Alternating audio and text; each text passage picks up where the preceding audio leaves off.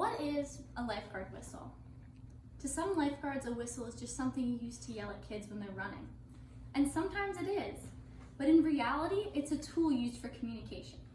To me, however, my lifeguard whistle has the meaning of change behind it, and it is showing the connection between how so many people have had an impact on just my own life. So, I'm going to talk about the memories behind my lifeguard whistle. And the memories are going to be how I started teaching swim lessons, how I took the lifeguard exam, and how I had my first day on the lifeguard stand. So first I'm going to talk about what got me interested in lifeguarding in the first place. Then I'm going to tell you guys about how I actually received the lifeguard whistle and how it was given to me. And then finally I'm going to talk about the meaning behind it. To begin with, I started off working in the aquatic field teaching swim lessons.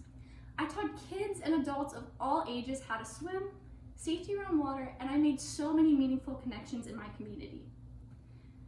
After working in this field and working alongside some of the best lifeguards I know, it really motivated me to want to go into that. So that's how I decided to be a lifeguard. I wanted to be a part of their community and I wanted to experience the rush of it. So I took the lifeguard class and it was very physically and mentally demanding. However, the job was very well worth it in the end. So, the last lesson before I had to take the exam, the swim coordinator at my place of work stopped me.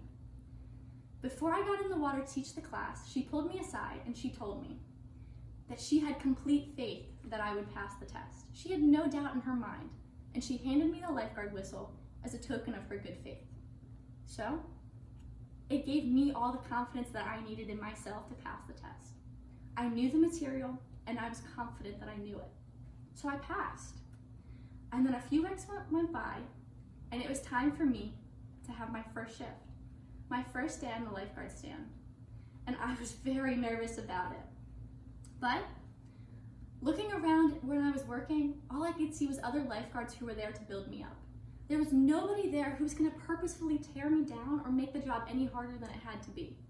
So, my whistle has always been a reminder that when I'm stressed out because there's a family who's not following the rules in the pool, or a little kid who can't swim but really claims that they can, or even when there's someone in the deep end and they're struggling and you have to make that call of, are you going to jump in and save them, or are they okay?